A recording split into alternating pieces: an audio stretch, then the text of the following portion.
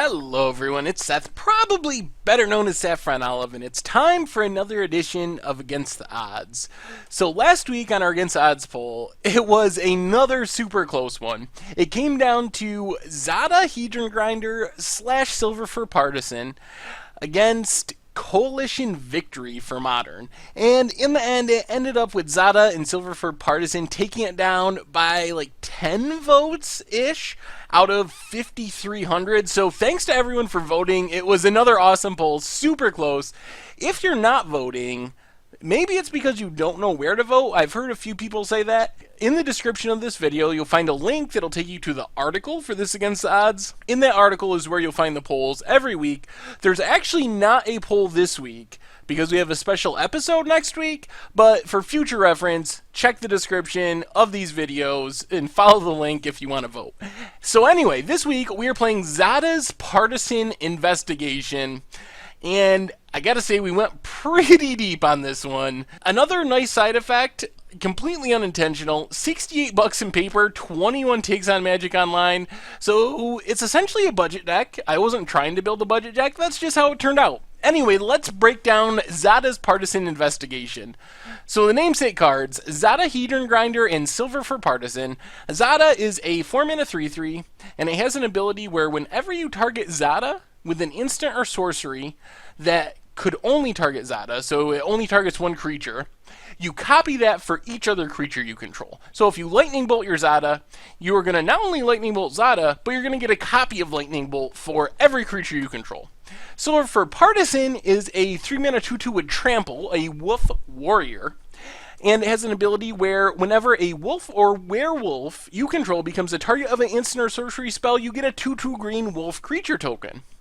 So the combination of these two cards together, essentially what happens is you target Zada with something, it copies that and targets Silverfur Partisan plus any other wolves or werewolves that you have, and when you copy it, it is going to make another wolf token from Silverfur Partisan. It's not an infinite combo, but it can generate a ton of value because then the next time you target Zada, it's going to target the Silverfur Partisan plus the wolf token, which is going to give you 2 new wolf tokens and so forth. So if you can target Zada with the Silverfur Partisan on the battlefield, even without anything else, it spirals out of control pretty fast. We also have a couple other werewolves to help the process along. First off, Duskwatch Recruiter. This one's important for 2 reasons. First, it's a werewolf, so it benefits from the Silverfur Partisan slash Zada combo. You target Zada, it copies it to target Partisan and Duskwatch Recruiter. Since they're both wolves or werewolves, you get 2 wolf tokens. So the next thing that targets Zada is targeting Silverfur Partisan and Duskwatch Recruiter plus a 2 wolf tokens, so you get 4 more wolf tokens and so forth. But the other important reason is our deck really needs a Zada and a Silverfur Partisan, so we can use the other ability on Duskwatch Recruiter where you pay 3, look at the top 3 cards of your library, you can put a creature in your hand, to dig through our library to find our important combo pieces, the Zada and the Silverfur Partisan. Lambhole Pacifist is just a werewolf, so it benefits from the whole combo. I'm not going to go through it again. Copy things, blah, blah, blah, make wolf tokens, copy more things, make more wolf tokens, etc. But it's also a 3/3 for 2 mana, so it's good on defense, helps us clog up the ground while we're waiting to get our combo online. So those are the creatures. Obviously, I've talked a few times about targeting Zada with things, so this is where the deck goes a little off the rails, goes kind of deep. We are targeting Zada with spells that can make clue tokens. So Confront the Unknown is the big one. You investigate, so you get a clue token, and then the creature gets +1/+1 until end of turn for each clue you control. So if you don't have many clues, you're not giving the creature much. But if you have a bunch of clues, you can be giving the creature +10/+10 +20/20, however many clues you have. So this is one thing we target Zada with. It copies, it targets all our other creatures. Each one gets progressively bigger. So if the one that resolves first, maybe it only gets +1/+1 because you only have the 1 clue token, but the second one, you'll have 2 clue tokens, so +2/+2, and so forth. So it's a way to pump up our creatures, and it's a way to get clue tokens. Jesus Scrutiny and Press for Answers. These ones look really weird because they're not even really good to target our own creatures with. If you target a Zada with a Jesus Scrutiny, all of our creatures are going to get -4, -0 until end of turn. It's also 2 mana instant speed, make a clue token for each creature that we control. So that's why we're playing it. Press for answers might be even worse. Tap a creature. It doesn't untap during its controller's untap step, but you investigate. So again, you target a Zada, you copy it for each creature you control, get that many clue tokens. Plus, the part I haven't been saying is whenever we go through that process, as long as we have a Silverfur, we're also getting a 2/2 wolf token for each non-Zada creature we control. So even though we might be giving our team -4, -0, or tapping some stuff down, we're still getting more creatures thanks to those wolf tokens that we're constantly generating. So let's recap. Get the Zada, get the Silverfur, some other werewolves, target the Zada with spells. The spells are going to make a ton of wolf tokens and a ton of clue tokens. That's where we're at right now. We also have Second Harvest, a 4-mana instant that gives you another token for each token you have. So if we have 10 clue tokens, all of a sudden we have 20 clue tokens.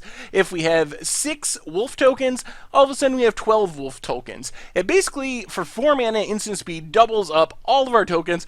This is in case we just don't have enough tokens to begin with. Maybe 10 clue tokens isn't enough for us, or 6 wolf tokens. So it's a way to make sure we get even more tokens going on the battlefield. And you're probably wondering, well, how many tokens do you really need?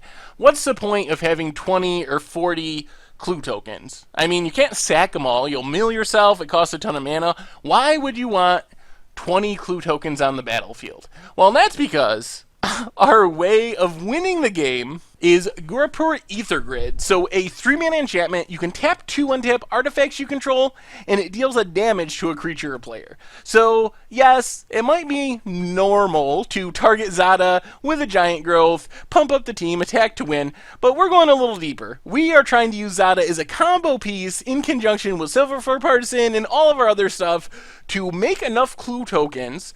And the proper number, if our opponent hasn't taken damage, would be 40, where we can drop a Silverfur Ether Grid and ping our opponent enough times to kill them on the spot.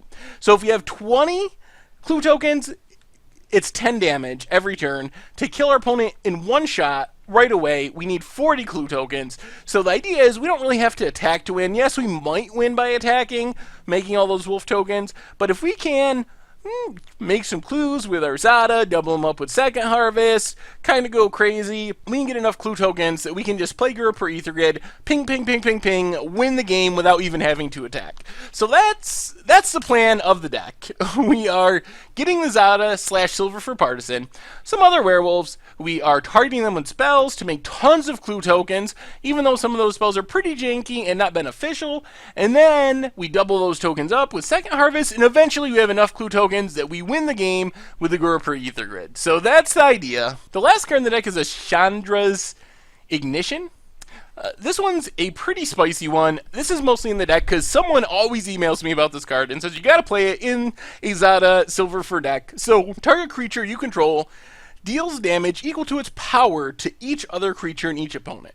So basically, we cast this, targeting our Zada, we copy it to target all of our creatures, and something crazy is going to happen. Most likely, we are going to wipe the board and probably kill our opponent, because each one of our creatures will deal damage equal to its power to our opponent, plus all our other creatures. So I don't even know. Something crazy will happen. Moto will probably crash, but it's in there to try it. It's kind of our backup plan. It's sort of a board wipe, maybe a way to win our opponent in the right situation, and it's definitely spicy. So I figured might as well try it as a one of make the people happy.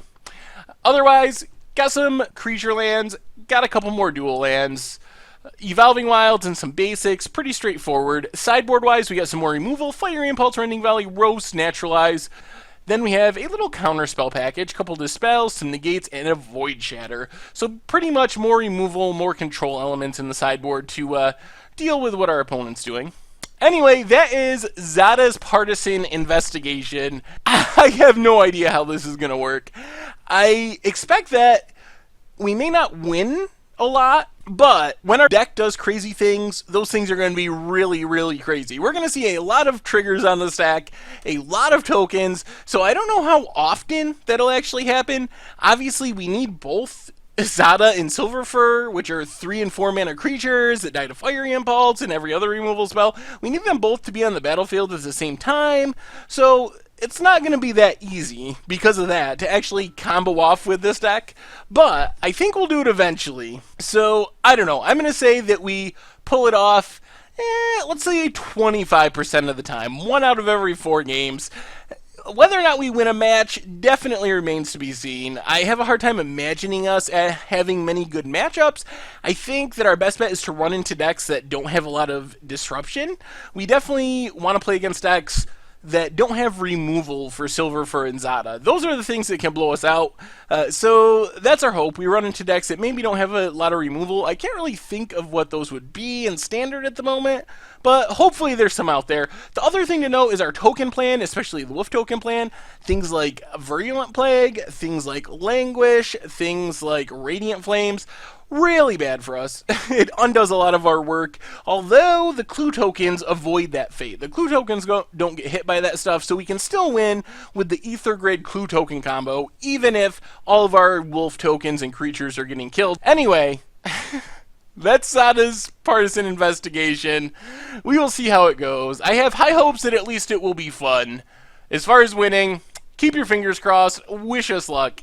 Anyway, make sure to check out the website, mtggoldfish.com. Decks, price, and metagame strategy. Pretty much anything and everything you could want related to Magic the Gathering.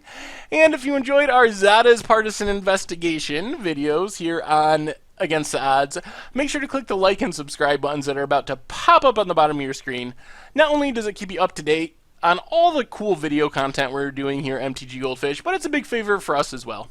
Anyway, thanks again for watching. I hope you enjoy Zada's Partisan investigation, and I will talk to you soon.